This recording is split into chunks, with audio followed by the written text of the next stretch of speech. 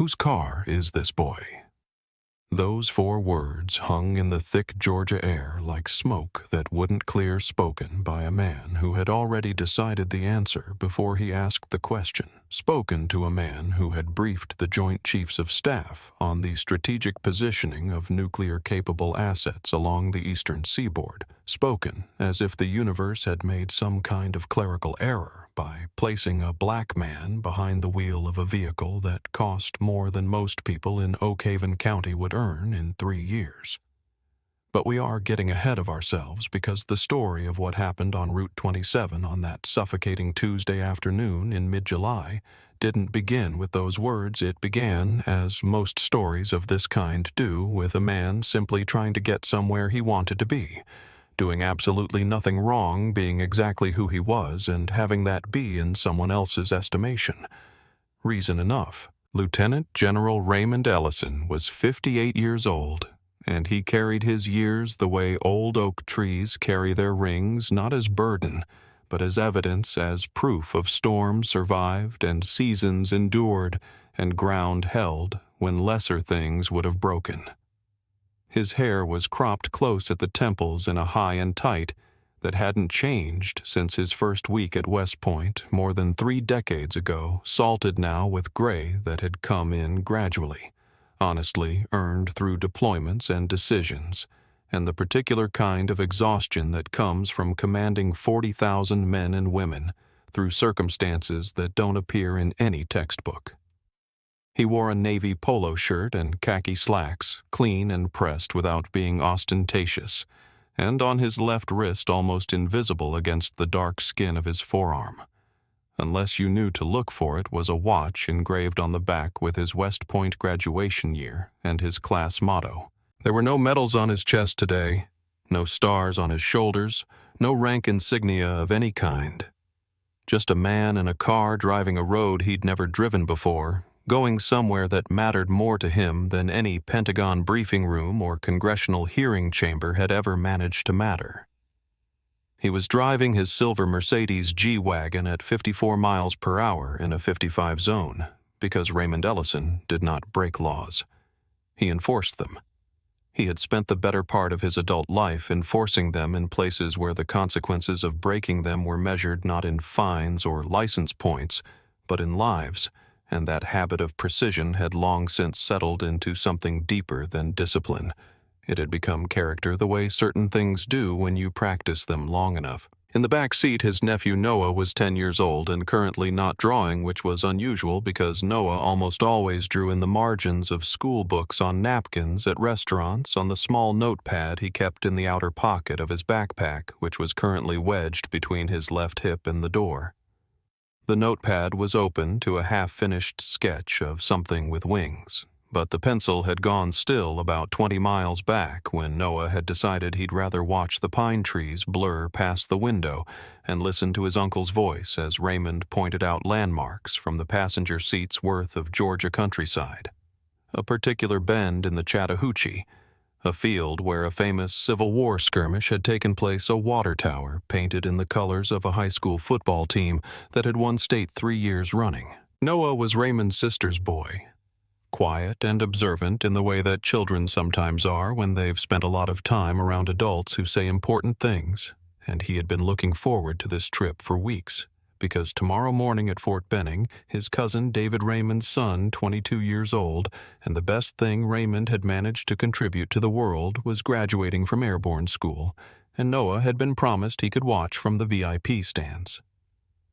In the trunk of the G-Wagon, locked inside a reinforced hardshell case with a tamper detection seal around its perimeter, was an encrypted drive containing logistical scheduling data for the repositioning of military assets along the Atlantic coast material. Raymond had not yet had time to formally hand off before departing material that was his responsibility, material that was in every technical and legal sense classified. Raymond checked his speedometer one more time. 54. He pressed gently on the accelerator to bring it to 55, exactly because Raymond Ellison did not break laws, and he was not about to start now. Deputy Troy Holt had been sitting in the shadow of a sprawling oak tree near the old Miller's Creek Bridge for the better part of 2 hours. and he was bored in the particular dangerous way that certain men get bored when they have been given authority over a small piece of the world and not enough legitimate use for it.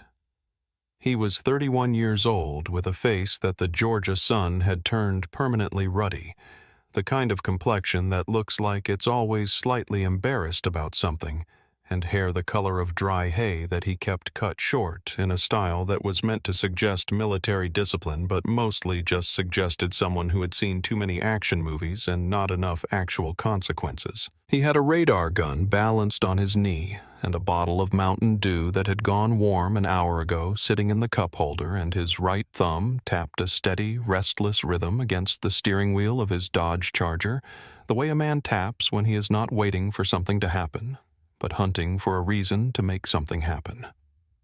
Sheriff Dale Watkins had sent a text that morning, not an official memo, just a text because the truly corrupt arrangements are always made in the medium least likely to survive a subpoena about ticket revenues coming in below expectation for the third consecutive month.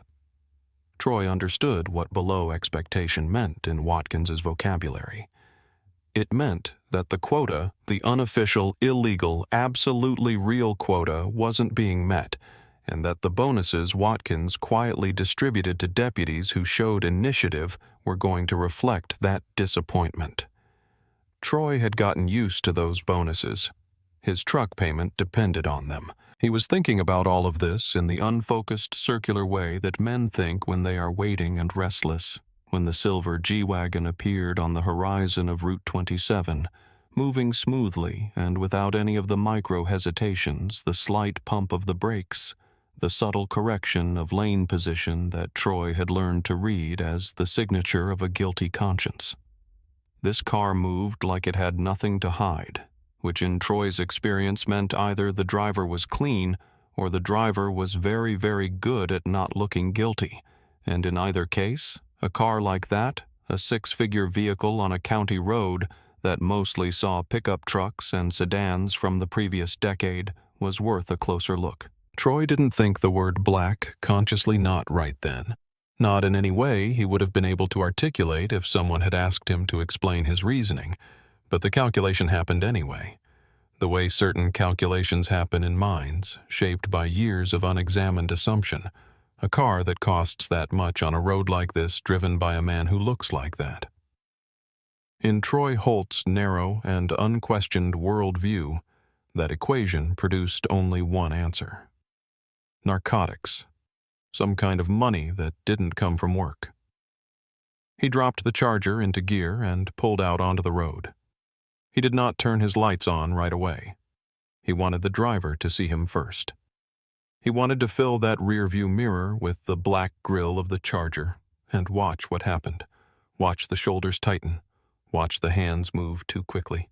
Watch the guilt express itself in the small, involuntary language of a body that knows it's been caught. That was Troy's favorite part. Honestly, the moment before the stop, when all the power was his and the target didn't know yet exactly how much trouble they were in. He closed the distance fast, coming up on the G-Wagon's rear bumper until he was far closer than any sane driver would consider safe. His headlights filling the sedan's mirrors, his engine loud enough to be felt through both vehicles as a vibration. In the back seat of the G-Wagon, Noah looked up from his notepad. He turned around and looked through the rear window at the black police cruiser riding their bumper like a shadow, and without knowing exactly why he put his pencil down. Raymond saw it in the mirror before he felt it. The sudden aggressive proximity of the cruiser, the way it had come up behind him. Not like a patrol car maintaining traffic awareness, but like a predator closing the last few yards before a strike, and his mind processed this, the way it processed most threats, which was quickly, calmly, and in terms of tactical options, rather than emotional response. Tailgating, he thought. Intimidation approach. Classic pressure tactic designed to produce a reaction, either panic or aggression, either of which would give the officer behind him something to work with. Raymond had spent 30 years identifying the difference between a legitimate threat that required force and a manufactured pressure that required stillness, and he was very good at not giving people what they were fishing for. He took his foot off the accelerator, not slamming the brakes, just allowing the natural engine resistance to bleed a few miles per hour off his speed. A completely legal, completely normal response to a vehicle following too closely, and watched in the mirror as his brake lights came on red against the Georgia afternoon. That was all Troy needed. The blue and red lights exploded to life behind him, and the siren gave one short, sharp chirp, the kind that doesn't ask, it commands. And Raymond let out a long, slow breath through his nose that contained within it the weight of every time this had happened before. Every time he had been a black man in a car that was nicer than the watching officer thought it should be, every time the math had been done incorrectly by someone with a badge and the wrong assumptions. He signaled right. He slowed gradually, giving the cruiser time to adjust, giving the officer no reason to interpret his deceleration as anything other than compliance. He pulled far enough onto the gravel shoulder that both vehicles were safely clear of the travel lane, shifted into park. Cut the engine, and then, because he had done this before and he understood that the 30 seconds before an officer reaches your window can be the most dangerous 30 seconds of an encounter, he lowered all 4 windows, simultaneously placed both hands on the steering wheel at 10 and 2, and waited. Unc Noah said quietly from the back seat, his voice very small. "I see it," Raymond said, and his voice was steady enough that Noah didn't ask another question. Raymond watched in the side mirror as the door of the Dodge Charger opened and Deputy Troy Holt stepped out, and he clocked immediately the things that mattered, the hand hovering near the holster with the thumb brake already undone, the wide stance, the pace that was not the purposeful stride of an officer conducting a routine stop, but the deliberate performative swagger of a man who had decided before he got out of the car that he was in charge of this situation and intended to make sure everyone understood that. Troy stopped at the rear taillight of the G-Wagon. He placed his thumb against it, an old habit, leaving a fingerprint, a remnant of training that had calcified into superstition, and then leaned down to peer through the tinted rear glass into the back seat where Noah sat perfectly still with his notepad on his lap, watching the deputy watch him. Troy walked forward slowly, taking his time, using the silence as a tool. When he finally reached Raymond's window, he didn't introduce himself, didn't state the reason for the stop, didn't ask for license and registration the way every traffic stop manual ever written says you are supposed to. He looked at Raymond for a long moment, his jaw working slightly, and then he said it. "Whose car is this boy?" Raymond turned his head slowly toward the window, and the eyes that met Troy Holt's were dark and intelligent and utterly, completely unimpressed. The eyes of a man who had been addressed by senators and warlords and 2 presidents of the United States, who had sat in rooms where the decisions being made would determine the fate of thousands of people, who had looked across conference tables at 4-star generals and foreign dignitaries and hostile intelligence operatives, and who had therefore developed a near total immunity to the particular brand of aggression being deployed against him right now, which was at its core just a small man trying to make himself feel large by making someone else feel small. "This vehicle belongs to me," Officer Raymond said, his voice a deep, measured baritone that came out at the same volume and temperature it would have if he were answering a question about the weather. "Is there a reason for the stop?" Troy's jaw tightened. He had expected something else, nervousness or over-explanation or the kind of careful, placating deference that he usually got from people he pulled over on this stretch of road, the thing that confirmed for him that he held all the power in this interaction, and the other person knew it. Raymond's absolute calm was to Troy not reassuring but infuriating, because it suggested that the dynamic he was trying to establish hadn't landed the way he intended. "I asked you a question," Troy said, leaning closer to the window, his forearm resting on the doorframe with a casualness that was its own kind of threat. "And the way I see it, a car like this," he said it, the way you say something you think explains itself, "it don't fit the profile." Raymond kept his hands on the wheel. "The registration is in the glove box. My identification is in my left breast pocket. I'm going to reach for it now." "Don't you move," Troy said, and his hand dropped to the butt of his sidearm, not drawing, just resting there, The gesture that doesn't say anything specific but says everything in general. I didn't tell you to move. Raymond went completely still. He recognized this moment, the moment when the officer had lost the internal script he arrived with and was now operating on something older and less rational than procedure, the place where bad stops became dangerous. Stops, and where the difference between what happened next and what didn't happen next came down entirely to how carefully he managed the next 60 seconds. Officer Raymond said, his voice dropping slightly, not softer but more deliberate, the tone he used when he needed someone in a command situation to actually hear what he was saying. I am a lieutenant general in the United States Army. I am reaching for my military identification. I suggest you lower your hand and state the infraction. Troy stared at him for a moment. Then he made the sound a short, dry, cracking laugh, the kind that comes out when a man's contempt for another person is so complete that actual humor can live inside it. A general, he said. Right. He leaned back slightly and looked at the car again, the way a man looks at something that has offended him by existing.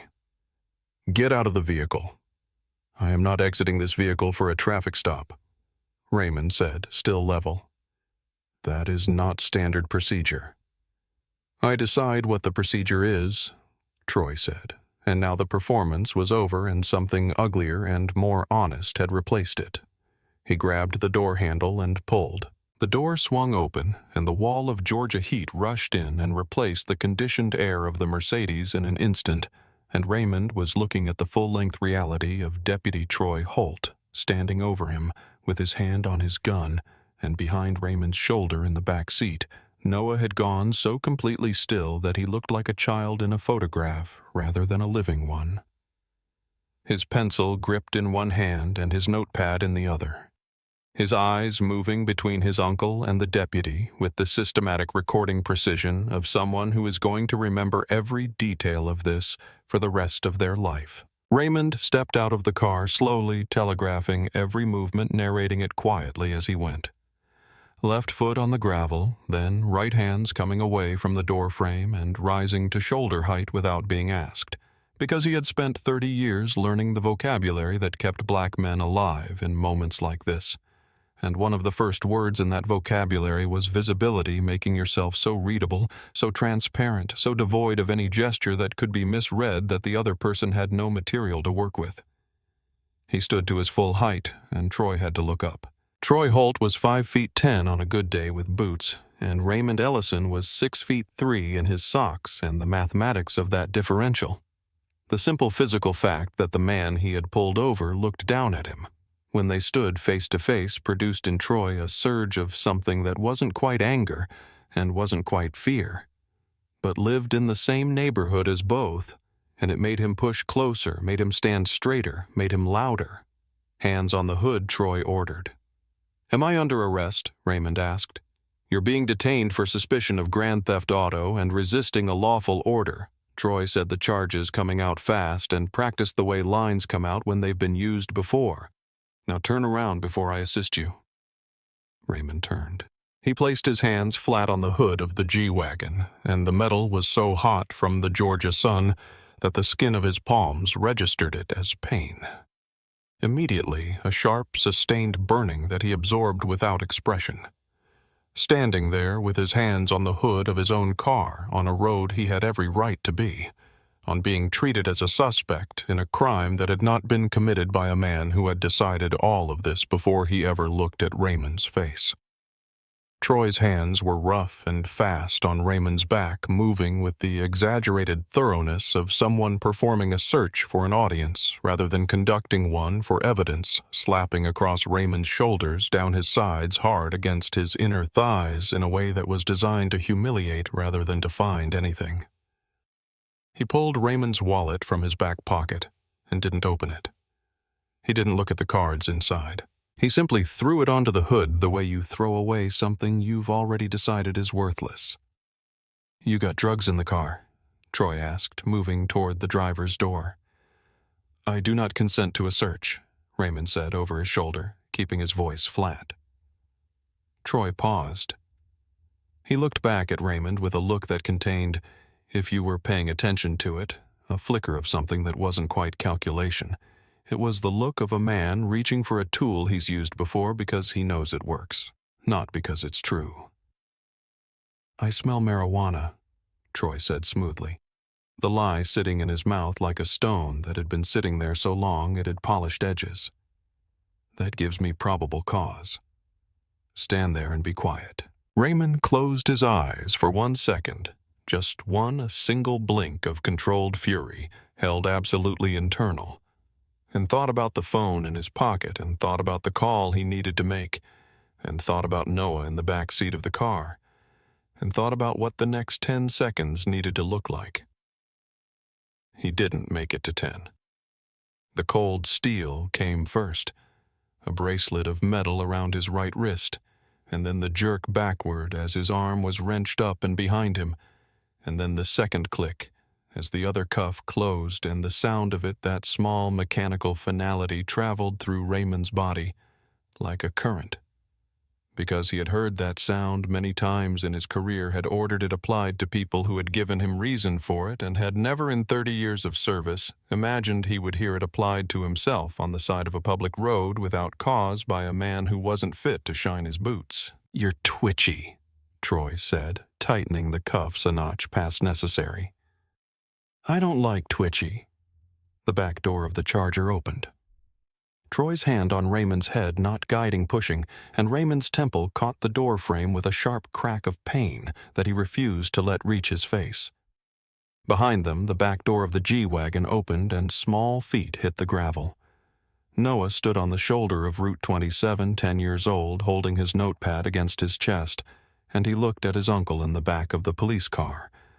And then he looked at Troy Holt, and he did not cry. He stood straight, his small jaw set, his eyes moving over the scene with a kind of careful, grieving attention that no 10-year-old should need to know how to do, and he watched everything. Troy Holt went through the G-Wagon, the way a storm goes through a house, not looking for something specific, looking for anything, looking for the evidence that would retroactively justify what he'd already done, the thing that would transform this from an abuse of power into a successful interdiction, the find that would make the story he told himself about himself come true. He started with the driver's seat, pulling the door wide and leaning in, rifling through the center console, scattering receipts and a phone charger and a small notebook Raymond kept for jotting down appointment times.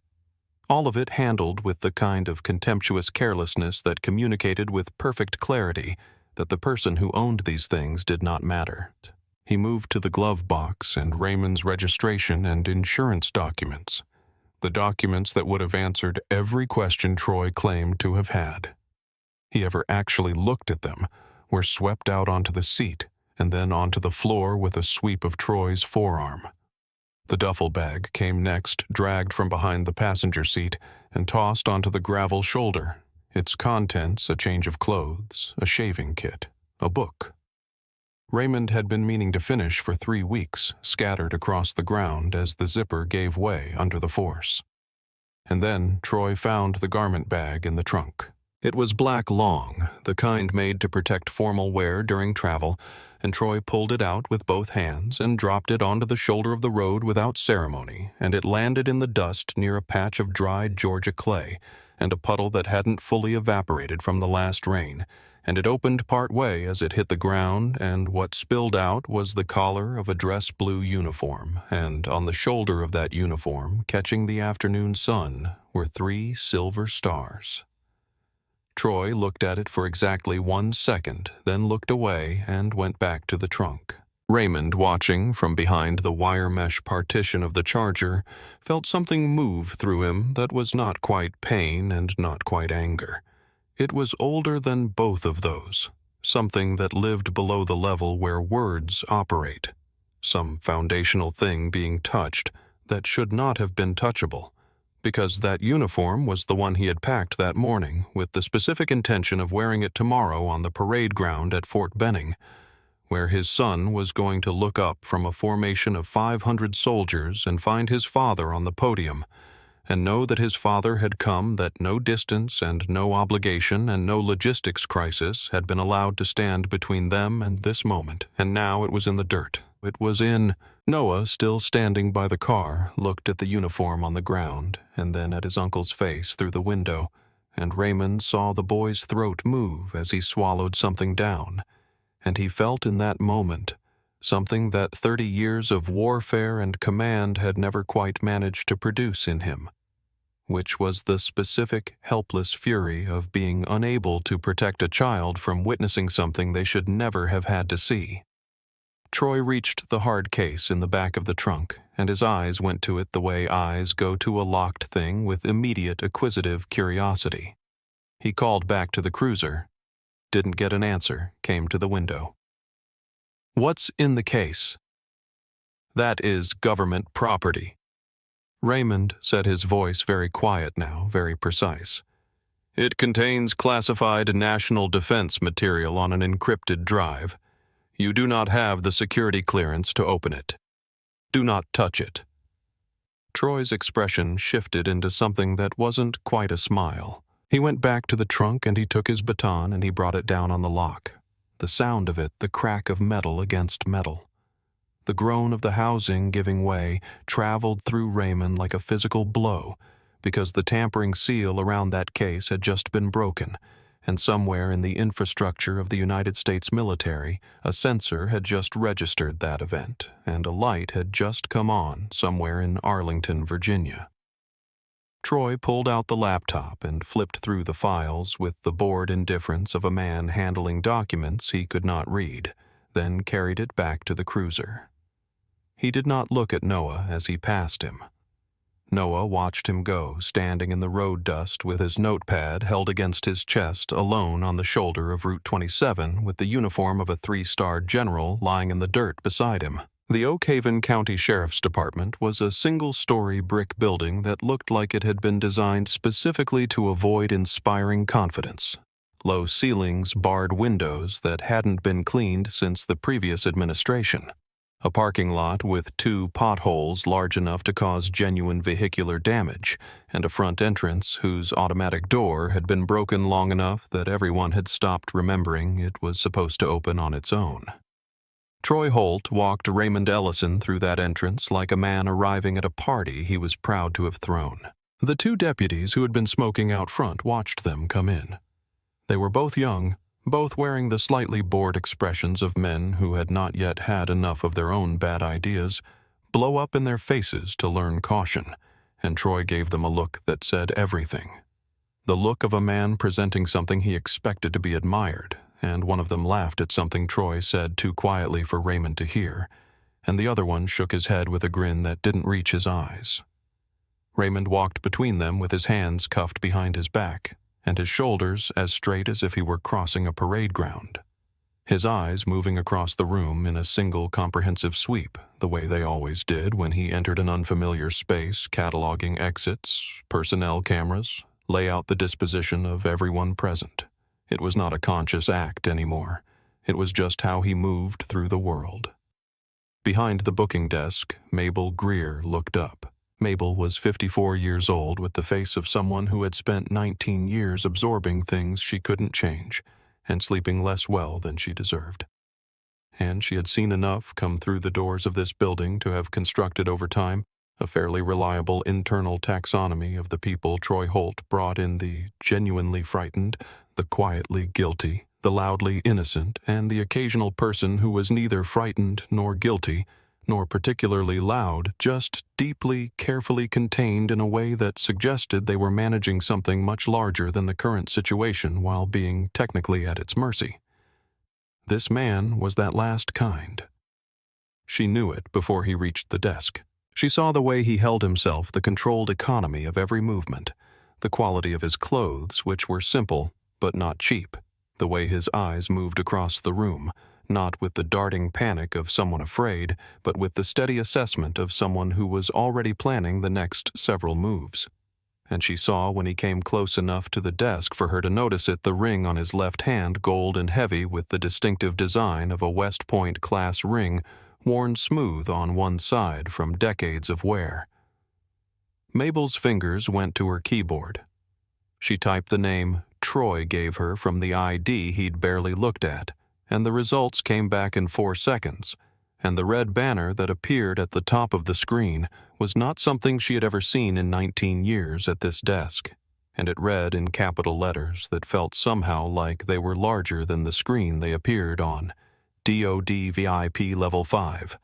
Clearance. Do not detain. Contact supervisor immediately. The color left Mabel Greer's face so completely that one of the smoking deputies coming back inside and seeing her from across the room stopped walking and said, "Mabel, you all right?"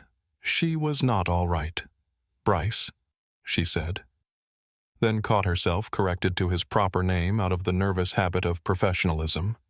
"Troy. Come look at this."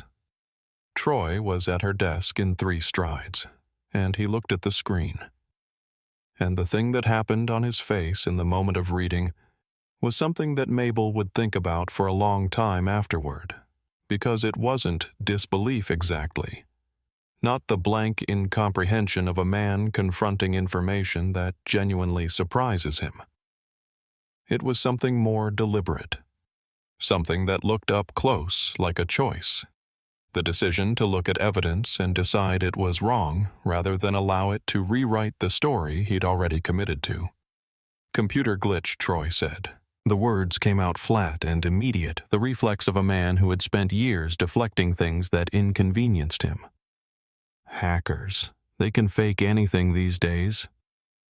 "Troy, that's a DOD clearance flag," Mabel said, keeping her voice low and urgent. "I have never seen that come up before. In 19 years. That's not a glitch, that's continue the booking procedure," Troy said, and he moved away from the desk before she could finish her sentence, which was something he did often when people were saying things he'd decided not to hear. He picked up the laptop case he'd carried in, tucked it under his arm, and headed for the back office. "You cannot take that into the back," Mabel said louder now, a sharpness in her voice she rarely allowed herself. Troy kept walking. Raymond, standing at the booking counter with his hands behind his back, watched all of this with the concentrated attention of a man cataloging every detail for a report he was already composing in his mind. He watched Mabel's hands on the keyboard the way her fingers had gone still after Troy left, resting on the keys without pressing them. He watched the precise nature of the conflict moving across her face, the calculation of a person who had spent nearly 2 decades trading the discomfort of staying quiet for the security of employment, and who was currently experiencing the particular vertigo of realizing those terms might no longer apply. Their eyes met across the booking counter. Mabel held his gaze for a moment. A long moment, the kind that contains entire conversations in its silence, and Raymond didn't say anything, didn't ask anything, didn't plead or argue or instruct. He simply looked at her steadily, the way he looked at subordinates who he knew already understood what needed to be done and only needed to believe they were capable of doing it. Mabel looked toward the hallway where Troy had disappeared. She looked at the camera mounted in the corner of the ceiling. She looked at the clock on the wall. She looked back at Raymond. Then she reached below the desk with the slow deliberateness of someone who has made a decision and is committed to it, and she pulled out the desk phone, the landline, old and heavy and absolutely not intended for prisoner use, and she placed it on the counter and slid it carefully across toward the edge closest to him. "Make it quick," she said, her voice barely above a breath. Raymond stepped to the counter with his cuffed hands still behind him, and Mabel, after a brief hesitation that was really just the last beat of her courage assembling itself, came around the edge of the desk and held the receiver to his ear, because there was no other way to do it. And the intimacy of that gesture, a stranger holding a telephone to a general's ear so he could make a call that might save him, was one of those small human moments that contains, if you're paying attention, something close to grace. He didn't dial 911. He didn't dial his attorney. He recited a number from memory, a sequence of digits that didn't appear in any public directory that wasn't listed under any name in any database. accessible to civilian infrastructure that rang in a specific room in a specific corridor of a specific building in Arlington, Virginia, whose footprint covered 6.5 million square feet and had 5 sides and was staffed 24 hours a day by people whose entire professional purpose was to be the kind of alert that Raymond needed someone to be right now. The line connected after exactly 1.5 rings. National Military Command Center Major Vance speaking. The voice was precise and awake in the way that certain voices are not loud but carrying the absolute absence of distraction. The voice of someone whose entire attention is already gathered and waiting, Major Raymond said, and his voice had changed in a way that was subtle but total. It was still calm, still measured, but something in the register had shifted, dropped into a frequency that carried weight. The way certain instruments carry weight, the way a cello note carries something a violin cannot quite reach. This is Lieutenant General Raymond Ellison, Code Black. I am being unlawfully detained at the Oak Haven County Sheriff's Department, Georgia. My secured equipment has been physically breached by an unsecured civilian deputy. I need you to patch through to the Joint Chief's duty officer and deploy the MP Quick Reaction Force from Fort Benning. We have a national security situation. There was a pause of exactly 2 seconds on the other end. 2 seconds in which Mabel, holding the phone, could hear her own heartbeat, and then copy that general. Tracing your location now. Stand by. Do you require medical assistance? Negative, Raymond said. I require speed. Yes, sir. Activating protocol now. The line didn't go dead. It went to work. Raymond looked at the camera in the corner of the ceiling, the one whose footage Mabel had not realized until this moment she had been making sure to keep unobstructed every time Troy Holt did something she couldn't report directly. 19 years she had worked in this building. 19 years of staying quiet. She held the phone steady against Raymond's ear, and her hand, for the first time all afternoon, had stopped trembling. Sheriff Dale Watkins pushed through the front door at 12 minutes past 5, shaking the first drops of a coming thunderstorm from the brim of his hat, and the first thing he saw was the silver G-Wagon in the impound lot through the window to his left. And it registered as wrong before he could say exactly why not, because of what it was, but because of what was happening to it, which was that the driver's door was still open and the trunk was still raised and the sky was going gray and heavy and the expensive leather interior was beginning to spot with the first arrivals of a Georgia thunderstorm, and nobody had thought to close it. Watkins was 61 years old and had been sheriff of Oak Haven County for 12 years, and he had navigated that time through a combination of selective corruption and strategic blindness that had served him well enough to afford a boat and a beach house, and a pension that was beginning to look precarious, in ways he preferred not to examine too closely.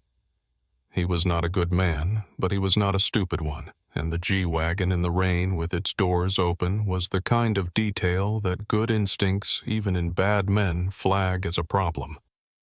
He came inside. Mabel was behind her desk, and she had put the phone away, and the screen in front of her had been minimized, but not closed, and her face was the color of old paper, and Watkins clocked all 3 of these things in the first 3 seconds, and felt something in his chest begin to tighten. The man in the holding area was sitting on the metal bench, with his eyes closed and his hands still cuffed behind him, breathing in a slow, deliberate rhythm that should have looked like sleep, but looked to Watkins's experienced read of human beings like the opposite of sleep, like someone who was very, very awake and very, very in control of being very, very still. Watkins picked up the ID card from the edge of Mabel's desk.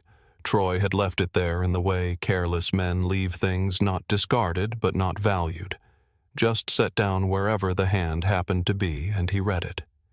He read the name. He read the rank. He read the branch designation and the service number and the photograph, and he looked at the man on the bench, and then he looked at the photograph again. And then he looked at the West Point ring on the man's hand, and the tightening in his chest became something more acute.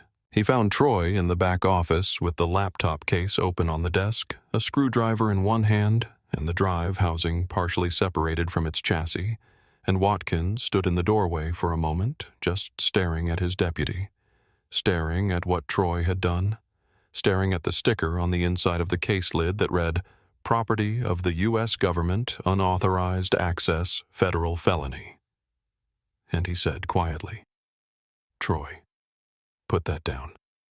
In the National Military Command Center at the Pentagon, the 90 seconds following Major Vance's confirmation of Raymond's code black had the quality of a mechanism engaging, not chaotic, not panicked, but assembled and precise and moving with the kind of speed that is only possible when the procedures have been rehearsed so many times they have become reflex. The tamper alert from Raymond's encrypted drive had registered in the system 12 minutes before his call came in, which meant that by the time Vance was routing the general's location through the duty officer's station, the security breach on the device had already been flagged, time-stamped, and escalated to a second tier of response that operated independently of whatever Raymond requested, because the device and what it contained was in some ways more operationally significant than the man carrying it, and the people whose job it was to think about these things had already begun to think about them.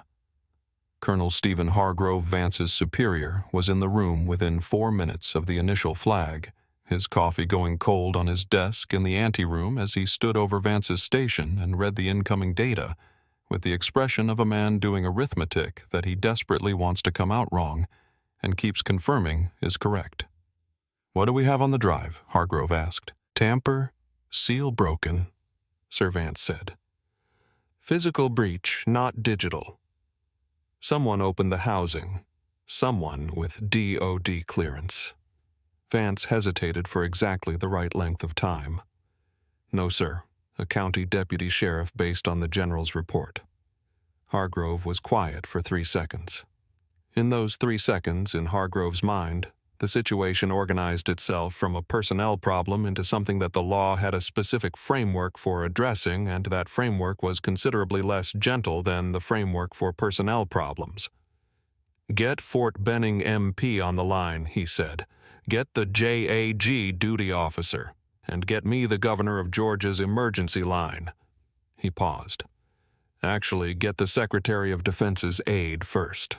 He's going to want a heads up before the governor hears about this." The Fort Benning Quick Reaction Force, 40 miles from Oak Haven, organized and ready, in the way that military units are organized and ready received, their deployment order at 17 minutes past 5, and by 5:22 the first Black Hawk was spinning up on the Fort Benning flight line.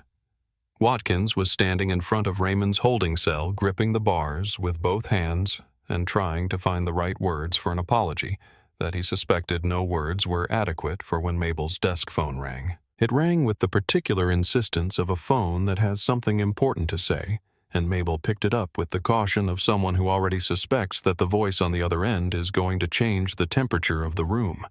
And she was right, and the change happened across her face in 3 distinct stages, across 3 consecutive seconds. The first second was confusion, the second was comprehension, and the third was a kind of pale, suspended stillness that looked like what happens when a person's mind is processing something too large for its immediate containers. She looked across the room at Watkins. "It's the governor," she said, and her voice came out with none of the breath it needed. Watkins let go of the bars. He walked to the desk with the gait of a man walking toward something he cannot avoid, and he took the phone and he said hello, and he did not get through the first sentence before the governor of Georgia, a man whose own political career had survived 2 decades of strategic ambiguity about the things that happened in counties like Oak Haven, abandoned every convention of political circumspection, and said in a voice that was neither calm nor particularly measured, that if Lieutenant General Raymond Ellison was not released and standing outside that building in the next 5 minutes, the Sheriff's Department of Oak Haven County would be formally designated under an authority that had not been invoked in this state in 40 years as an obstructive entity to federal operations, which meant the Army was coming and the Army was not coming to negotiate. Watkins set the phone down on the desk, and he stood there for a moment, and then he walked to the back office, and he stood in the doorway, and he looked at Troy, and he looked at the laptop, and he looked at the federal felony in progress, and the career ending, and the pension disappearing, and the boat, and the beach house, and the 12 years of careful, corrupt equilibrium, all in the same moment, all at once, all going. "Unlock him," Watkins said. Troy looked up from the laptop. "What?" "Unlock him," Watkins said again, and the word now didn't need to be added because it was already inside every syllable of what he'd said, and Troy Holt, for the first time in the long, ugly Tuesday afternoon he had constructed, looked at his sheriff's face and understood that something had changed, that he could not unchange. Troy moved with the sullen, dragging pace of a man obeying an order he hadn't accepted internally. Unlocking the holding cell with a key, he turned too hard in the lock, as if the resistance was the last piece of authority he had left, and he intended to use every inch of it. He removed the cuffs from Raymond's wrists with the same unnecessary force he'd used to put them on, and the metal dragged against the skin of Raymond's wrists as it came off, and Raymond looked down at the marks left behind the red lines around each wrist where the steel had been too tight, and said nothing, and turned and walked out of the cell without looking at Troy at all. What Troy didn't know, what Watkins didn't know, what nobody in that building except Mabel, who had held the phone for a call she hadn't heard in full, but understood in parts, had yet understood, was that the moment Troy had broken the seal on that drive, the event had been logged in a system that neither Troy's choices, nor Watkins's orders, nor any amount of retroactive document management could reach. The tamper record existed in a server in a building that the Oak Haven Sheriff's Department had no jurisdiction over, no access to, and no ability to influence, and it had existed there since the moment the housing cracked with a timestamp and a GPS coordinate and a device ID that tied the breach to this location, this hour, this specific and irreversible act. Watkins handed Raymond his property from behind the booking desk. The wallet, the phone, the laptop case with its broken lock and the scrapes Troy's tools had left across the casing, and Raymond took each item, checked it in turn, and placed it carefully under his arm. He looked at Watkins. Watkins looked back at him with the expression of a man who has just walked into the last room of a house that is on fire and is only now beginning to understand that the exits are not where he thought they were. General Watkins started, Sheriff Raymond said, and that single word contained in its brevity the full weight of what he thought of everything that had just happened, which was enough to make Watkins stop talking. The sound came first as a feeling rather than a sound. A low-frequency vibration that moved through the floor of the station and up through the soles of every shoe in the room before anyone's ears had registered anything at all. The kind of thing that older animals feel before younger ones do, the pre-language signal that something is approaching that is larger than ordinary things. Mabel's coffee mug trembled on her desk. The fluorescent light fixture in the back hallway flickered once. Then the sound arrived, and it was not one sound, but several, the deep, rhythmic pulse of rotor blades, not the thin clatter of a news helicopter or the light percussion of a traffic surveillance drone, but the heavy, authoritative thrum of military rotors, the kind that shake windows in their frames and cause car alarms in parking lots to trigger, and make people who have never heard them in a domestic context stop whatever they are doing and look at the sky with an instinctive and correct understanding that something significant is occurring. Outside on the shoulder of Route 27, Noah had been sitting in the back seat of the G-Wagon with his notepad against his chest and a deputy standing nearby who had been told to stay with the vehicle, and Noah was the first to hear it. Not because his hearing was better, but because he had not been talking, not been processing anything except the sounds around him, and so when the vibration arrived, he felt it through the seat of the car, before the deputy's radio crackled with anything, and he turned and looked through the rear window at the gray and storming sky, and his 10-year-old mind, which had been holding very carefully together for the past hour and a half, felt something shift, a pressure releasing a door opening somewhere. Back inside the station, Watkins moved to the front window.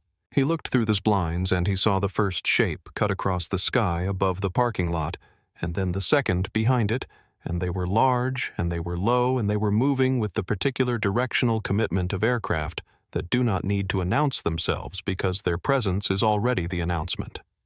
If you're as gripped by this story as we are, this is a great moment to subscribe to our channel and share it, because what happens in the next 60 seconds changed everything. 2 Black Hawk helicopters dropped below the tree line and came over the power lines at the edge of the parking lot, and the wash from their rotors hit the front windows of the Oak Haven Sheriff's Department like a physical force, rattling glass and frames, sending the paper notices on the bulletin board beside the entrance door spinning off their pins, and making Troy Holt, who was standing in the middle of the room, take an involuntary step backward. The 2 Blackhawks didn't land. They hovered low enough that the rotor wash was kicking up the gravel of the parking lot in a continuous stinging cloud, low enough that the door gunners were visible, low enough that the rifles in the door gunners' hands were visible, low enough that there was absolutely no ambiguity about what this was and what it was prepared to do. And they hovered with the particular steadiness of aircraft operated by people who have practiced this, which was all the more unnerving for its precision, because panicked things move irregularly, and these did not move irregularly at all. Simultaneously, from the main road, 3 Humvees and a black tactical SUV turned into the parking lot with no hesitation in the turn, no slowing to navigate the potholes, moving with the coordinated certainty of vehicles that had been given a specific destination and a specific timeline, and were meeting both. And they fanned out across the lot and stopped at angles that blocked every exit without anyone having to discuss it. The doors opened and soldiers came out. They did not move like the deputies who had been smoking outside earlier, with their vests in their holsters and the slightly theatrical confidence of men who are armed in an environment where they don't expect to be challenged. They moved differently, faster, lower, with the total and focused economy of people whose entire training was in doing exactly this kind of thing correctly under exactly this kind of pressure. And the difference was immediately apparent to everyone watching. Which was everyone, because everyone in the building had come to the windows. The front door of the station didn't open. It was kicked. The crash of it going inward, the sweep of tactical flashlights across the booking area, the snap of voices issuing commands in the specific non-negotiable register of people who are not making requests. All of this happened in the first 4 seconds after entry, and in those 4 seconds, Sheriff Dale Watkins put both hands in the air so fast that one of his deputies later said it looked like he'd been launched. Mabel had dropped below her desk. Troy Holt's hand went to his belt by pure reflex, not reaching for his weapon, just the instinct of a man whose hand had spent years going to the same place when startled, and the 2 red laser dots that appeared on the center of his chest were there before his hand had traveled 3 inches. They were absolutely motionless. They did not waver. "Don't," said the soldier closest to him, and the single syllable was enough. Troy's hands came up. Colonel Jonathan Reed walked in behind the first wave of soldiers, moving without rushing, the calm of a man who has sent others ahead of him, because he knew what they would find, and had no need to be first. He was broad-shouldered and steady, in the way that careers make some people steady careers, that involve genuine consequences, that file the edges off whatever arrogance youth provides, and replace it with something quieter and more durable. His eyes moved across the room. He found Raymond Ellison standing near the booking counter with his property under his arm, and the marks of handcuffs still visible on his wrists, and he crossed the room to him, and he came to attention, and he saluted. Raymond returned the salute with his free hand, slow and precise. General Ellison Reed said, "Colonel Jonathan Reed, 3rd Military Police Brigade." "Are you injured, sir?" "Uninjured," Colonel Raymond said. "The equipment has been physically breached. I'll need a secure transport and a forensic team on the drive as soon as we're clear of here." "Already arranged, sir." Reed turned, and his gaze moved to Troy Holt on his knees now, with his hands zip-tied behind him, looking up at the soldiers around him with an expression that had traveled in the last 4 minutes from disbelief through terror, and arrived somewhere that had no good name but resembled closely the face of a man discovering that the world is structured differently than he had always assumed. That individual, Raymond said, accessed a classified government drive after being explicitly warned of its security classification. He also assaulted a superior officer. Understood, Reed said. He looked at Troy. That's federal, not county. Troy Holt, on the linoleum floor of the booking room with his hands bound behind him, was having the specific and terrible experience of watching a world he had believed in cease to exist in real time. The world he had believed in was one in which his badge was the heaviest thing in any room he entered, in which his authority was the ceiling of every interaction, in which the people he chose to pull over and detain and humiliate existed below a line that he had always been above and would always remain above. He had built his sense of himself on the architecture of that belief for the entirety of his adult life, had made every professional decision with the confidence that the structure would hold, and now the structure was not holding, and the speed with which it had failed was, in its own way, the most frightening thing that had ever happened to him. Colonel Reed spoke to Watkins briefly. The conversation was quiet and formal. The kind of conversation that is not a negotiation because one party has no leverage, and informed him that the sheriff's department was now a federal scene, that jurisdiction over the events of this afternoon had been assumed under the National Security Act, and that Deputy Holt would be transported to federal custody pending charges that would be enumerated by the JAG Corps and the FBI Civil Rights Division jointly. Leavenworth Watkins said the word coming out small. That's a determination for the charges to establish, Reed said, which was not a no. Raymond walked to where Troy was still kneeling, and he crouched down, bringing himself to the deputy's level, and he spoke quietly, not for the room, not for the cameras, just for Troy, in the specific, precise way that he spoke to people when he needed them to actually hear something, rather than simply receive it.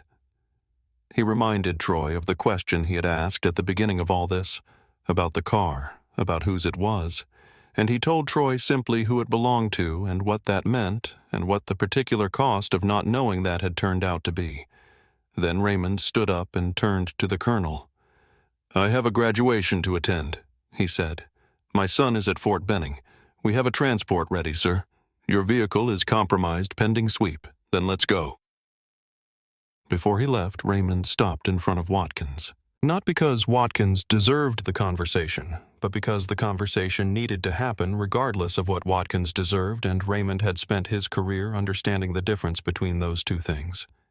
He told the sheriff in the same measured voice he'd used all afternoon what would follow a Department of Justice audit of every traffic stop recorded by this department in the preceding 10 years, a civil rights review of asset forfeiture records, a federal inquiry into the quota practices that the FBI had already been alerted to by the contents of Watkins's own text messages to his deputies, which had been preserved by the department's communication server in a way that Watkins had apparently not considered when he chose to put in writing what most corrupt sheriffs are careful to communicate only in person. Watkins absorbed this with the expression of a man who has just watched his house slide off its foundation in slow motion and is still in the stage where he believes it might stop.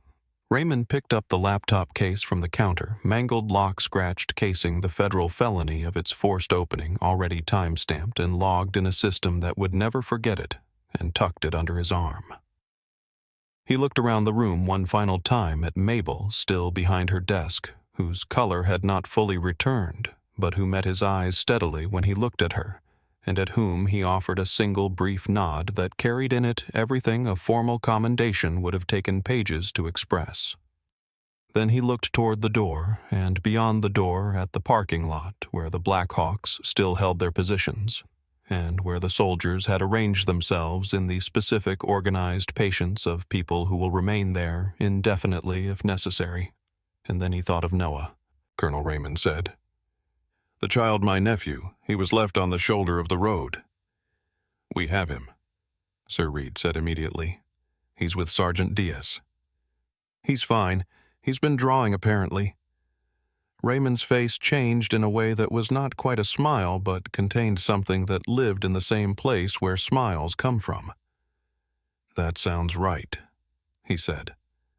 The story broke nationally, not because the military announced it, but because a man named Darnell Cooper, 37 years old, who drove a box truck for a regional grocery distributor and had pulled off Route 27 that afternoon because he thought the police activity on the shoulder looked unusual, and he'd been pulled over without cause himself 3 times in the past 5 years and had learned to record.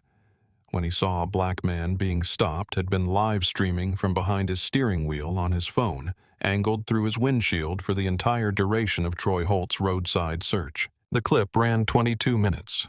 Most of it was too distant to hear clearly, but it contained 2 moments that had no adequate response.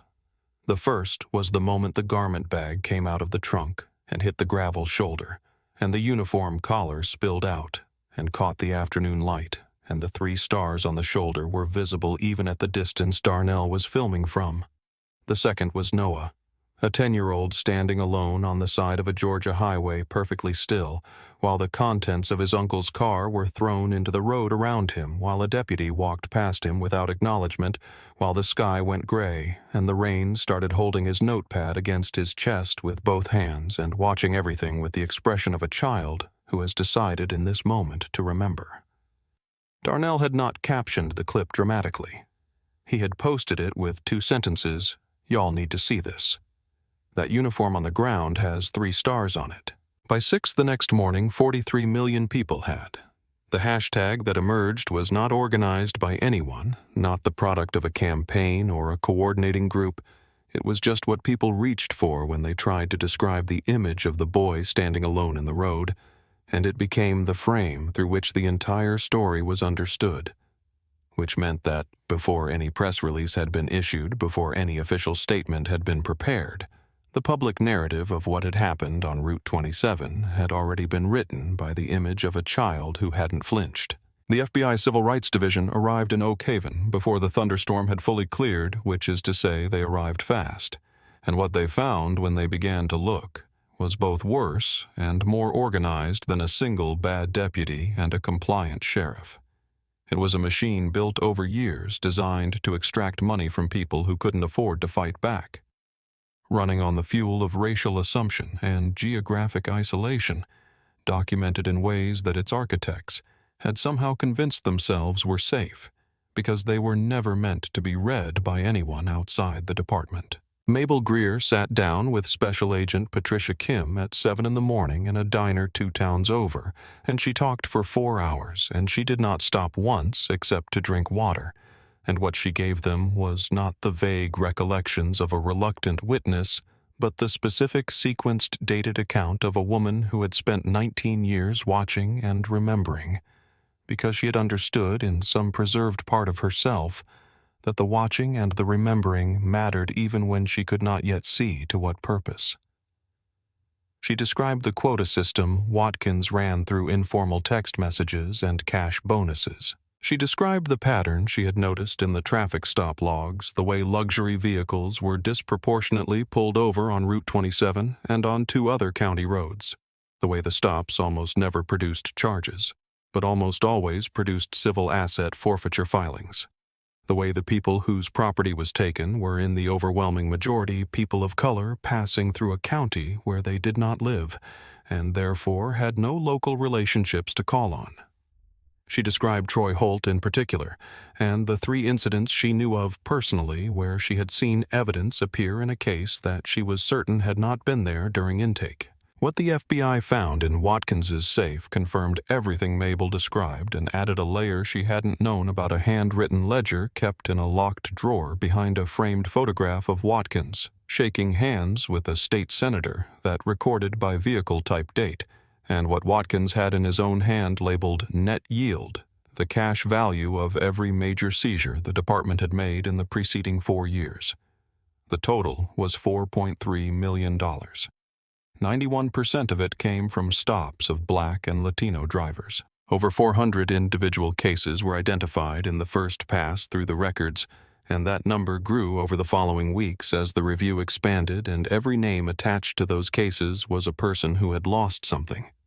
A car, a week's cash, a set of work tools in a lockbox, a used pickup truck that was the only way to get to a job and who had been told either explicitly or by the mathematics of the situation that fighting back would cost more than what had been taken. Mabel slept for 9 hours the night after her debrief. She said later it was the first time in years she hadn't woken up at 3 a.m. The federal courthouse in Atlanta was surrounded by media on the morning of the sentencing, and the air inside courtroom 4B had the particular density of rooms where something that has been building for a long time is finally arriving at its appointed destination. Troy Holt sat at the defendant's table in a suit that was slightly too large for him. He had lost weight in pretrial detention, the kind of weight that comes off a man when the structures that held him upright have been removed and the body without them finds its actual dimensions. His hair, that particular shade of dry hay blonde that had been described in 24 news articles by now, was less vivid under the fluorescent lights, and he kept his eyes on the table in front of him and his hands in his lap. And he did not look at the gallery where Raymond Ellison sat in the front row in a charcoal suit with his son David on his right and his nephew Noah on his left. Noah in a dress shirt that his mother had ironed very carefully, sitting perfectly straight, watching the proceedings with the same concentrated attention he'd brought to Route 27 6 months earlier. Dale Watkins sat at the adjacent table with his own attorney, a man who had clearly explained to him that there was no version of today that ended well, and whose job was therefore only to make it end less badly.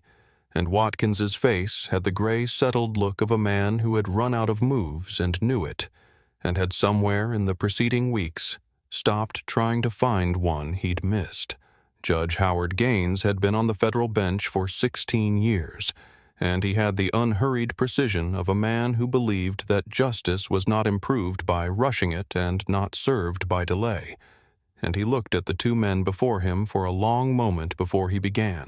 When he spoke to Troy, he spoke about the oath, the one Troy had taken voluntarily, the one that had given him the gun and the badge and the authority over the safety of the people in Oak Haven County, and he spoke about the distance between what that oath required and what Troy had done with it. And he did not use the language of aberration or exception, because the records assembled by the FBI made clear that what Troy had done to Raymond Ellison was not an exception. It was a demonstration of a pattern that had been ongoing and documented and protected from above. The sentence was 22 years in federal prison, no eligibility for parole. Troy's knees failed him when he heard it, and the U.S. Marshals on either side caught him by the arms, and the sound he made was something between a gasp and a word that never quite formed. And for the first time since Route 27, he looked up from the table and his eyes moved across the room, and they found among all the faces turned toward him the face of a 10-year-old boy sitting very straight in a dress shirt, who was watching him with the same steady, unfrightened attention he had turned on everything since the moment he'd put down his pencil in the back seat of a silver G-Wagon and understood that something was wrong. Troy looked at Noah for a moment. Then he looked away. Dale Watkins received 10 years full forfeiture of personal assets accumulated during his tenure and the immediate dissolution of the Oak Haven Sheriff's Department pending state receivership. Watkins put his head on the table and didn't lift it again until the marshals touched his shoulder. The offer came through the county's legal team on a Tuesday, 3 weeks before the sentencing, delivered in the form of a 14-page document that proposed $2 million in damages, a public letter of apology from the county commissioners, and a non-disclosure agreement that would, among other things, prevent Raymond or anyone acting on his behalf from discussing the events of July 15th in any public forum, including congressional testimony, for a period of not less than 10 years. Raymond read it once in his hotel room in Atlanta, the night it was delivered, with his reading glasses on and a cup of coffee going cold on the desk beside him. And then he closed the document and called his attorney, Derek Vaughn, and told him to arrange a meeting with the county's legal team for the following morning. The conference room where they met was on the 22nd floor of a building in downtown Atlanta with a view of the city that was in its way impressive, and the county's legal team had arranged themselves along one side of a long mahogany table with the slightly defensive posture of people who have prepared their strongest arguments and are not fully confident in them. And Raymond sat at the head of the table in the gray suit that had become, in the past several weeks, something of a working uniform, with Derek on his left and two military attorneys on his right, and the room had the particular quality of rooms where the outcome has already been determined, and everyone is waiting for the conversation to confirm it. The county is prepared to resolve this matter with full and immediate payment, the lead attorney began, and he continued for several minutes with the language of corporate settlement that is designed to make the transaction feel mutual and dignified, rather than what it was, which was an attempt to purchase silence in the vocabulary of compensation. Raymond let him finish. Then he set the document on the table and pushed it slowly and deliberately back toward the man who had handed it to him. "I want to be precise about what this offer is," Raymond said, and the room went quiet, in the way rooms go quiet when the person speaking has spent a lifetime learning how to use quiet as a tool, because precision matters when we're discussing what something costs. "This offer asks me to accept payment in exchange for the right to say what happened. It asks me to take the money and let this become a private matter between me and a county government, rather than a public accounting of what was done to 400 people over 10 years. He paused. "That's not something I'm willing to sell. Not for $2 million. Not for any number with a dollar sign in front of it." The lead attorney shifted in his seat. "General, the county recognizes the seriousness. Here is what I want," Raymond said, and his voice was still absolutely level, because it always was, because he had learned so long ago that the quieter you speak, the more carefully people listen, that the habit had long since become indistinguishable from personality. A class action suit filed on behalf of every individual whose property was illegally seized or whose rights were violated by this department in the preceding decade. A federal consent decree mandating the dissolution of the Oak Haven Sheriff's Department and the transfer of policing duties to the State Patrol pending the establishment of a federally overseen independent oversight board. And a legal defense fund funded by the proceeds of that suit providing free counsel to residents of this county who cannot afford to fight what has been done to them. The room was very quiet. "You can keep the $2 million, Raymond said. "I don't want your county's money. I want your county to be different." He stood. In the hallway outside, David was waiting in his uniform, leaning against the wall with his arms crossed, and the particular expression he'd worn since he was 6 years old when he was trying not to show that he was proud of something. Raymond came through the door, and David straightened. "Did you take it?" David asked. Raymond looked at his son for a moment. 22 years old, in the uniform of the country they had both sworn to serve, standing in a hallway in Atlanta where the decisions being made inside a conference room were going to have consequences for 400 people who would never know his name. "No," Raymond said. David nodded slowly, the nod of someone confirming something he already knew. "Good," he said. They walked toward the elevator together, and the doors opened, and they went down. The Oak Haven Sheriff's Department was officially dissolved on a Wednesday morning in early October when the Georgia State Patrol arrived to assume jurisdiction over the county, and a federal marshal served the dissolution order at the front desk of the brick building on Route 27 to a deputy who was not Troy Holt or Dale Watkins or any of the others who had been swept up in the federal investigation, just a young officer who had been hired 6 months before everything fell apart and who accepted the paperwork with the dazed expression of someone who has arrived at a party in time to help clean up. The speed trap at Miller's Creek Bridge was gone within a week, not because anyone made a formal announcement about its removal, but because the officers who had been assigned to it were now State Patrol officers operating under State Patrol supervision and State Patrol accountability protocols. And those protocols did not include sitting in the shadow of an oak tree with a quota to meet and a bonus to earn and an instinct about what kind of car shouldn't be on a particular road. The 417 people identified in the first complete audit of the department's records received notification letters from the county attorney's office, and those letters were for many of them the first official acknowledgement they had ever received that what had happened to them had been wrong. Not bad luck, not a misunderstanding, not the price of driving through a place where they didn't belong, but wrong documented, wrong legally, and formally wrong in a way that entitled them to something, and most of them had stopped believing anything would ever entitle them to something, and the letters were for many of them more valuable than the restitution checks that followed. The mechanic in Cartersville got his tools back, not the actual tools which had been sold, but their cash value plus interest, which was enough to replace them and leave a little over. The college student from Valdosta, whose car had been seized on her way home for Thanksgiving, had her record expunged and a letter sent to the scholarship office that had rescinded her financial aid on the basis of the drug charge Troy had manufactured, and her aid was reinstated, and she went back to school the following semester. 43 families got their cars back or got checks for their cars, or got both the check and the letter they had wanted more than the check. Mabel Greer was appointed to the Transition Oversight Committee as a community liaison. Her 19th year in that building transformed retroactively into 19 years of witness bearing that had finally found its proper use. She was the first to sign the charter documents establishing the new Oak Haven Community Oversight Board, and she signed it with the same pen she'd had on her desk for 19 years, which seemed appropriate.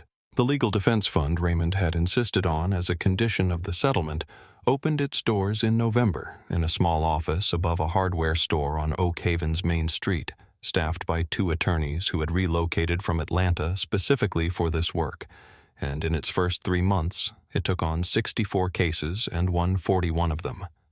Raymond didn't attend the opening ceremony. He sent a check and a handwritten note and stayed home. David called him the night of the ceremony from Fort Benning, and they talked for an hour, and at the end of the call, David said, "You know, they named the conference room after you, at the Legal Center," and Raymond said, "I know. I asked them not to, and David laughed and said they did it anyway, and Raymond said he supposed there were worse things to have attached to your name than a room where people went to get help. You could have kept the money," David said, "not for the first time. You could have not become a soldier," Raymond said, "but here we both are." David was quiet for a moment. "Mom would have liked all of this," he said finally. Raymond was quiet too for a moment that lasted a little longer than the others.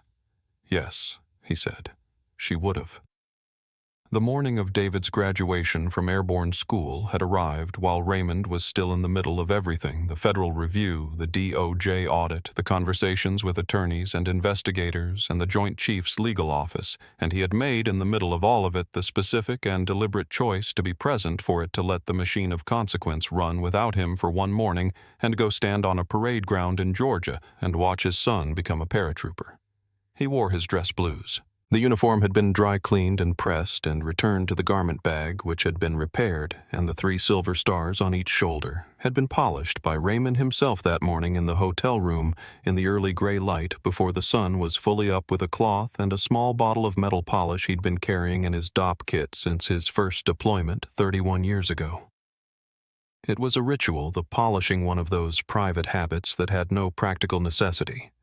The stars would have looked fine without it, would have caught the morning light adequately unpolished. But that mattered for reasons that existed below the level of practicality in the place where certain acts become devotions. The base commander had arranged a VIP box for Raymond, and to Raymond's surprise, though perhaps it should not have been a surprise given what 43 million people had now seen, there was a second chair beside his that had been added at the request of the base's public affairs office, and in that chair, in a white button-down shirt that his mother had ironed the previous evening until it had no wrinkles anywhere, sat Noah. Noah had been asked through channels that moved quickly once someone with authority decided they should move quickly whether he would like to attend the ceremony.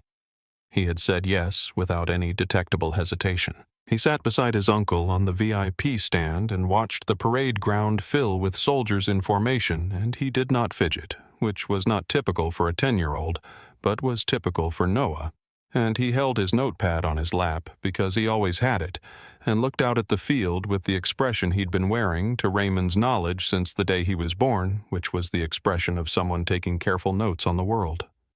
The ceremony was everything a military ceremony is when it is working correctly, precise, and formal, and within that formality genuinely moving, because the formality is not there to suppress the emotion, but to give it a container large enough to hold it without spilling. The trainees stood in perfect formation on the grass that had been cut that morning to a precise height, and the commander spoke about what it meant to earn the right to say you had jumped from an airplane and trusted that the equipment and the training and the person beside you would bring you safely back to Earth. And Raymond listened with the part of himself that was a general, and also with the part of himself that was a father. And both parts heard the same thing, which was that his son had done something real, and that it was finished, and he was proud. When the order to dismiss was given, and the formation dissolved into a moving current of berets and camouflage, and families rushing forward, Noah was already standing before Raymond had fully risen from his chair, his notepad tucked under his arm, scanning the field for David's face. Raymond came down the steps from the stand, and the crowd parted for him in the way crowds part when someone moves with a particular kind of purpose. And he found David near the edge of the field, still in his beret with the new silver badge pinned to his chest. That meant he'd completed the course, and the combination of the uniform and the badge and the face inside. All of it, still. His son's face. Still the same face Raymond had been watching since the first morning of David's life, was enough to make something move in his chest that 30 years of command had not managed to make him immune to. David saw Noah first, because Noah was shorter and faster, and had threaded through the crowd with the efficiency of a child who has a specific destination and no social obstacles to navigate. And he caught Noah up and swung him once, which made Noah laugh. And the laugh was the sound Raymond had been hearing since Noah was 2 years old, and which he suspected he would carry for the rest of his life. Then David straightened and looked at his father. They stood for a moment on the Fort Benning parade ground, the three of them, and the morning was bright, and the air smelled of cut grass and jet fuel from the flight line a mile away. And Raymond looked at his son in the uniform and thought about everything that had happened in the past 2 weeks and the past 30 years and the past 58 years, all of it, arriving at this point, this grass, this face. Noah looked up at both of them. "Are you going to hug?" he asked, "because usually at this part people hug." David laughed. Raymond laughed. And Raymond pulled his son in and held on. And for a moment that lasted exactly long enough, he was just a father. The first night in federal detention was nothing like the holding cells Troy had spent a career walking past. There was no familiar smell, no known faces in the adjacent cells, no sense that any of the people in this building were people he had any relationship to or leverage over. And that absence, the absolute removal of every context in which he had ever understood himself to be the person with authority, produced something that was not quite grief and not quite panic, but moved in the space between them in the particular silence of a white room at 2 a.m, when there is nothing to do but think. Troy didn't think about Raymond Ellison, not directly, not about the charges, not about the 22 years that had been laid out in front of him in that courtroom like a road. He could see the full length of, not about the lawyers or the trial or the testimony, or the weight of the judge's voice when he'd said the word kidnapping, as though it were exactly the right word because it was. He thought about Noah. The image that kept coming back to him was the one he hadn't expected a 10-year-old standing on the side of a Georgia highway with a notepad against his chest, watching everything, not crying. Not running, just there and present, and recording the way certain people are when they have understood earlier than they should have had to understand it that the world sometimes requires you to witness things and survive them and remember. That face. Troy lay on his bunk in the white room and stared at the ceiling, and thought about what kind of man a child looks at like that, and he could not arrive at any answer he wanted to live with. 1 year after the arrest, the silver G-Wagon rolled down Route 27 on a Saturday morning in late July when the light was coming through the pines at an angle that made everything look like it had been cleaned overnight, and Raymond was driving and he was retired now.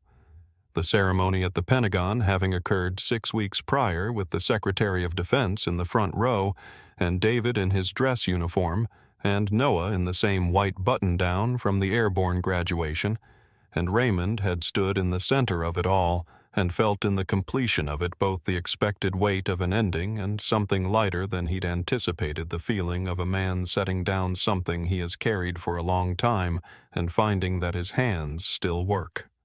He drove the speed limit. He always drove the speed limit. David was in the passenger seat with his window down his arm resting on the door, watching the Georgia countryside pass with the unfocused contentment of a man on leave who has no particular agenda and is comfortable with that. Noah was in the back seat, and he was drawing his notepad open, his pencil, moving in the unhurried way it moved when he was making something rather than recording something, which Raymond had come to understand were two different things for Noah and required different kinds of attention. When the G-Wagon reached the Millers Creek Bridge, Raymond eased off the accelerator and pulled onto the gravel shoulder. The same shoulder, the same section of road, the same angle of the sun through the same oak tree, and he shifted into park and sat for a moment without explanation. The three of them sat in the quiet. The engine ticked. A bird called from somewhere in the tree line. The road was empty in both directions. "Is this where it happened?" Noah asked, not looking up from his notepad. "Yes," Raymond said. Noah considered this for a moment. Then he nodded once slowly, as if the location had confirmed something he'd been working out in his own mind, and he looked out the window at the stretch of road, and the oak tree, and the gravel shoulder where Raymond had placed his burning hands on the hood of his own car, and he looked at it for a while. Then he went back to drawing. Raymond watched him in the rearview mirror, this 10-year-old boy who had stood on this road and not flinched, and he felt something he'd been waiting without quite knowing it, to feel the settled, quiet weight of a thing that has been made right. Not perfectly right. Not all the way right, because nothing ever comes out all the way right. But right enough that you can drive past the place where it happened without needing to look away. He put the car in drive. The G-Wagon rolled forward, and the gravel gave way to asphalt, and Route 27 opened ahead of them clean and clear. The machine Troy Holt and Dale Watkins had built collapsed completely within 90 days of the sentencing, and what replaced it was not perfect, but was different in ways that mattered. A state patrol presence that operated under independent oversight, a legal fund that had already changed 41 lives, and a county that had to reckon publicly and on the record with the cost of looking away for 12 years. From the ruins of that reckoning, Mabel Greer built something new. Not a system, not an institution, but a room. The room in the legal center where people came with their paperwork and their fear, and left with someone in their corner, a room that had Raymond's name on the door, because the community had put it there, and Raymond had stopped trying to argue a room where 19 years of quiet, faithful witnessing had finally found its purpose. On the drive home that afternoon, when the G-Wagon had cleared the last of Oak Haven County and Noah had set down his pencil and asked why his uncle had turned down $2 million, Raymond thought for a moment and then said that there are things money can't buy back. Not the uniform on the ground, not the handcuff marks, not the look on a child's face on the side of a road in the middle of Georgia, and that when someone offers you money in exchange for forgetting those things, what they're really offering you is the chance to pretend they didn't matter, and he had not been willing to pretend. The G-Wagon moved down the highway toward home, 3 stars in the trunk, and a clean road ahead, and Noah picked up his pencil again and drew something that he didn't show anyone until they got home when he set it on the kitchen table, and it was a picture of a man driving a silver car on an open road with nothing behind him, and the road went all the way to the edge of the paper and didn't stop.